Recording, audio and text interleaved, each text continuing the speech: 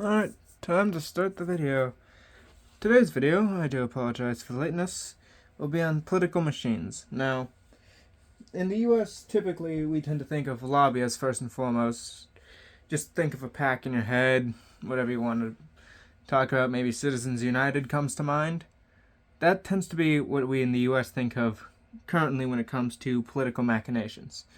However, in the past, both during the antebellum period and especially during the Gilded Age, political machines were far more popular and common. So basically, instead of decentralized PACs where you just have a bunch of people paying for ads and other such things to get votes, what you would instead see are political machines, which would be organizations ruled by individual bosses or an oligarchy, basically a group of highly influential people who would use patronage and favors to mobilize populations to vote for them. As an example, just so you can imagine what a political machine would look like if you don't know, imagine if in your city or town, wherever you live, there was one guy who would help get certain people of a specific party elected. From there, he would then distribute jobs or assistance to specific voting demographics who helped get that person in charge, or specific people they wanted in charge. That's essentially what a political machine would do. A person would get elected. It didn't necessarily have to be the boss themselves or any member of the oligarchy, just someone they wanted in charge. And then they would reward specific demographics with jobs, money, or favors for policy to get them to keep voting. Now, political machines do still exist today, and not just in the US. While I'm going to be using the US as a major example because I have more easily accessed information on them, if you go to Wikipedia, you can find references to Japan's political machines. So if you want to actually go down a rabbit hole with sources, you could maybe start there. Wikipedia ain't the most reliable, but you can still find sources there. And just look into it yourself. There are far more political machines than just those in the United States. But let's face it, the US is most known for it, and within the US, historically, political machines would reach out to immigrants particularly and offer them support in exchange for votes in elections. Now, who specifically is reached out to really depends on the specific country and the political machine in question. But for the US, it was often immigrants. For example, in Tammany Hall, which would be set up in New York State, they would reach out to the Irish and offer them jobs and favors in exchange for votes to secure democratic influence in New York City and New York State. But there were others. There were those in Chicago, Tennessee, New Jersey, alongside several others in New York, like in Albany. Now, of the ones I can find, the most famous were run by the Democrats, but there's very clear evidence of Republican political machines existing as well, and plenty of them. It's just the Democrats were most known for them, especially with Tammany Hall being such a prominent city in one of the more prominent states.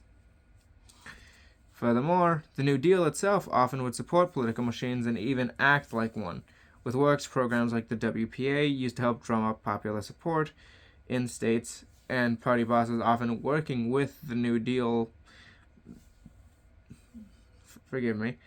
working with the New Deal's managers and FDR's appointees to get more support, with funding favoring those political machines that helped get FDR elected. Now, we may look at that and say that's a bad thing. And admittedly, it's corrupt as all heck. There's a reason Chicago-style politics is known for horrible practices and corruption. The Republican political machine of Chicago and the Democrat political machines of Chicago all together, both of them, forgive the noise. People are watching things downstairs, specifically my mom, with her friend, and as a result, that. Anyways, back to the main point, because apparently some people can't keep it down. Back to the main point. When it came to political machines, yes, they're corrupt as all heck. Chicago-style politics is known as corrupt for a reason. The political machines there were not exactly clean in any sense. But that said, they're not exactly a surprising thing, all things considered. See, when it comes to electoral politics, you're naturally building coalitions. Just no shock. But when you have so many different demographics, or when government services are relied upon for a population, naturally you're going to find people who will use them to their advantage. So, really, political machines are the natural conclusion for our electoral politics will come to be when things are competitive and there are multiple demographics in an area. Or when government service. We have to pause again. Please. Or when government services are relied upon exclusively. See, so long as there is some power that a boss can hold, say by helping sway who gets an election or who gets housing, they can naturally control the votes and use that power to gain what influence they can. And they do. It's not some shock.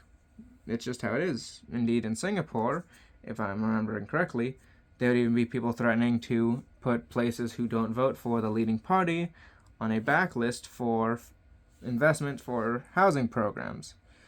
Because fundamentally, when you have control over government services and you want to get reelected, what's the quickest way to do so? Say, hey, we'll give you rewards, or, hey, we'll take away your rewards if you vote against us. It's just the quickest route forwards. Amoral, by any means, but it's definitely something that people will do. Now, with the US in particular, a lot of it is very similar to the spoils system. In fact, the spoils system itself was commonly used by political machines. For those who don't know, think Jackson and his favoring of political appointees based on who helped get him elected. That's the spoils system in essence. Political machines would use such a system alongside other things to get themselves and their cronies elected and reward people for their services. And for those people, it was a really good deal. Now, of course, certain groups were disfavored. For example, the Italians were generally ignored because, well, you only have so many rewards to go around. But, that being said, when it came to the machines for, like, the Irish, these machines were practically a godsend because it meant they had some way of gaining power and influence and just wealth, something they could use to establish themselves and actually get a successful community going. It was their way of actually having an opportunity.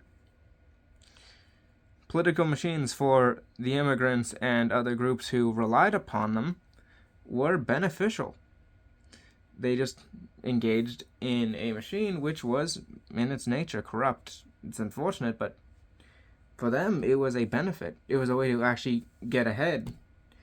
If the Democrat guy is saying, hey, vote for my friend here, and I'll make sure that your people get housing developments, cheaper food, yada yada, get actual jobs. Most people would jump at that opportunity, especially if you're new in a country.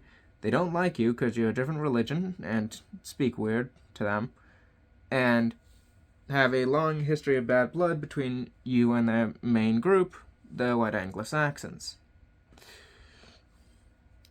Given all those things, that was a godsend for them, the Irish. The ability to have anything was. These political machines, while awful in terms of actual productivity and trying to get the best people in the jobs you wanted, yeah, it was awful for that, but for those people who got helped by the machines, who would get jobs, money, services, to vote for a certain person a certain way, those people did see some great benefit. And remember, these machines were not reaching out to the wealthy. That's something that we need to remember. Yes, a wealthy person has a lot of influence, but you don't need Rockefeller's vote. What you need is his money. If you want to get things on side during the Gilded Age, you wouldn't go for Rockefeller. You'd maybe want him to fund you, sure, but you wouldn't go for his vote. If you wanted votes, which these machines did, you would go for the immigrants, for the poor, for the people who wanted to unionize. That's who you would target, and that's who they did target, the political machines. This wasn't just, oh, I'm gonna give my wealthy friend $100 so that he supports me. This was, hey, you over there, immigrants, whatever you call it, we don't care. Tell you what, we're gonna build a house over there so your people can live in there. In exchange, you vote for my guy. It was an exchange targeting the most vulnerable of communities, which did help said communities, but was deeply corrupt in the process. Scummy, yes. Effective? Also yes. And beneficial for the people who would contribute. In the end, they had their role. Were there better options? Most certainly. Indeed, a professional civil service with proper governance would be preferable to a political machine. But people are gonna people. And for those people who took advantage, those machines paid off. They did their jobs. The people who supported them got their favors and they got their wealth. And the bosses got their influence and got to push what they wished to do. Indeed, for many people, it was a very beneficial thing. That's just how it was. Thank you for watching. I do hope you enjoyed, and sorry for any background noise.